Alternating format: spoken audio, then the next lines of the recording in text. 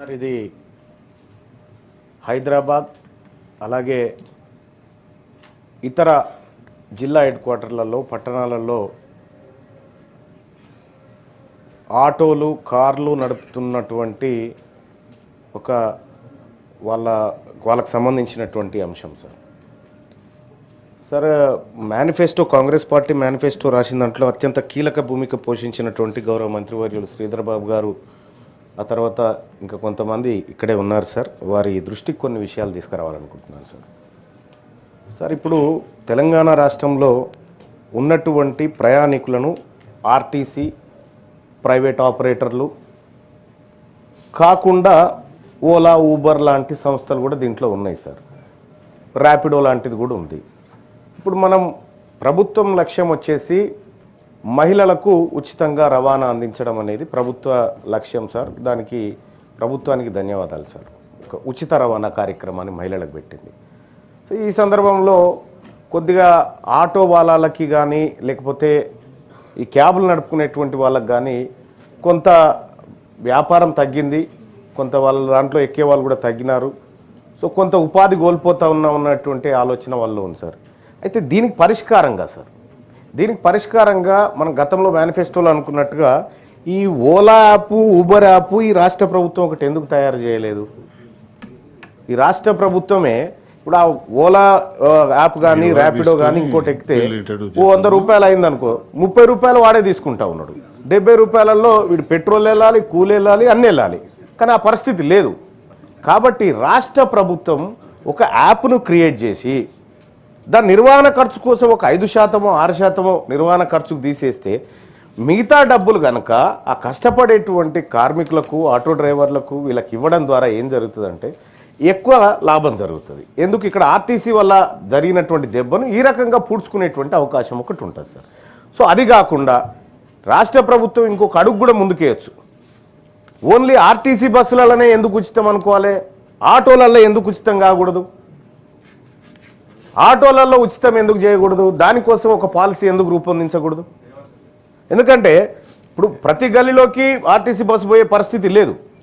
కాబట్టి సో దానికోసం ఒక పాలసీ తయారు చేసి గల్లీల నుంచి లేకపోతే బస్సులు పోయినటువంటి జాగాల నుంచి మనం గడపకు పోయినా తప్పేం లేదు, గడపకు పోయినా తప్పు లేదు. ఎందుకంటే మహాలక్ష్మి గడప నుంచే స్టార్ట్ అవుతుంది. కాంగ్రెస్ పార్టీ పెట్టుకున్నటువంటి ఆ పేరు ఏదైతే ఉందో మహాలక్ష్మి గడప నుంచే స్టార్ట్ అవుతుంది.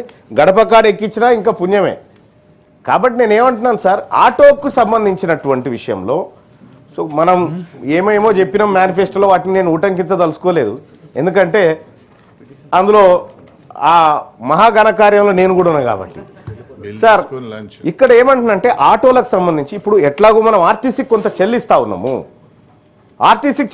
చాలా మంది ఆటోలు సార్ నేను ఎప్పుడైనా వస్తూ ఉంటే వాళ్ళు ప్రేమ కొద్ది పలకరిస్తారు, అన్న మా బతికేందన్నా అంటా ఉన్నారు. చాలా మంది అంటా ఉన్నారు, మా బతికేందన్నా, మేము ఎట్లా బతకాలన్నా, ఈ రోడ్ల మీద మాకు దందాలు లేవన్నా, రోజుకు అప్పుడు 5-6 కిరాయిలు దొరికితే అంతో ఇంతో ఆశతో ఉండేది, వాళ్ళ 1-2 కిరాయిలు దొరకనటువంటి పరిస్థితి ఉంది. అప్పుడు కనీసం ఒక 10 గంటలు పని చేస్తే ఈఎంఐ కట్టుకోనో ఇంట్లో కొద్దిగా సరుకులు తెచ్చుకోనో ఇంటి రెంటో వైద్యమో పిల్లలో చూసుకునేది. కానీ ఇవాళ మొత్తం రోడ్ల మీద ఉన్నా కూడా వాళ్ళు బతకలేనటువంటి పరిస్థితి వచ్చింది. కాబట్టి ఎట్లాగో ఇన్ఫర్మేషన్ టెక్నాలజీ మినిస్టర్ గారు ఇక్కడే ఉన్నారు కాబట్టి ఒక యాప్ను తయారు చేయడం వల్ల వచ్చే సాధక బాధకాలు పరిశీలించండి సార్. మీరు పరిశీలించి ఒక యాప్ను తయారు చేసి వాళ్ళకు పెడితే ఇది ప్రభుత్వ యాప్ అయినప్పుడు ప్రజల్లో కూడా కొంత నమ్మకం ఏర్పడుతుంది. కాబట్టి అటు ఆటో వాళ్ళకి మీరు మంచి చేసిన వాళ్ళు అవుతారు. రెండోది ఒక అడుగు ముందుకేసి ఆర్టీసీకి ఆటోకు అనుసంధానం చేసి ఈ స్కీమ్ ఏదైతే ఉందో ఉచిత స్కీమ్ని తద్వారా వాళ్ళకి ఎట్లయినా లాభం చేయొచ్చేమో ఒకసారి పరిశీలించవలసిందిగా ఒకటి కోరుతా ఉన్నాం సార్. ఇక రెండో అంశం సార్, ఈ క్యాబ్ డ్రైవర్లకు సంబంధించినటువంటి అంశంలో ట్రాఫిక్ పోలీసుల కాడ చాలా ఇబ్బంది అవుతుంది సార్. వాళ్ళకు అంటే సమయానికి పోవాలనేటువంటి టార్గెట్లు ఉంటాయి. చాలామంది ఐటీ పరిశ్రమ ఉద్యోగులను కూడా తీసుకుపోతూ ఉంటారు. ఆడ లేట్ అయిపోతేనే ఆడ పంచాయతీ ఇక్కడ నేను సమయానికి తీసుకుపోవాలి. ఇటీవల కాలంలో ట్రాఫిక్ ఎక్కువైపోయింది. ఇక పుట్టుకున్న తొందరగా పోదామంటే అంటే బయటికి మనకున్నటువంటి తేడా ఏంటంటే సార్, ఇప్పుడు కొంచెం సివిలైజ్డ్ కంట్రీస్లలోనేమో రెడ్ లైట్ పడితే గ్రీన్ ఎప్పుడు పడుతుందా అని ఆగుతారు సార్. ఈడ ఆ పరిస్థితి లేదు సార్. రెడ్ పడంగానే పోలీస్ ఆయన ఉన్నాడా లేడా అని చూసుకుంటాడు సార్ పక్కపొంటి. అంటే ఆ పరిస్థితి ఉంది ఇక్కడ. మరి ఇక్కడ ప్రజలు తప్పని చెప్పడానికి లేదు, లేకపోతే ప్రభుత్వం తప్పని చెప్పడానికి లేదు. ఈ సమస్యకు పరిష్కారం కావాలా.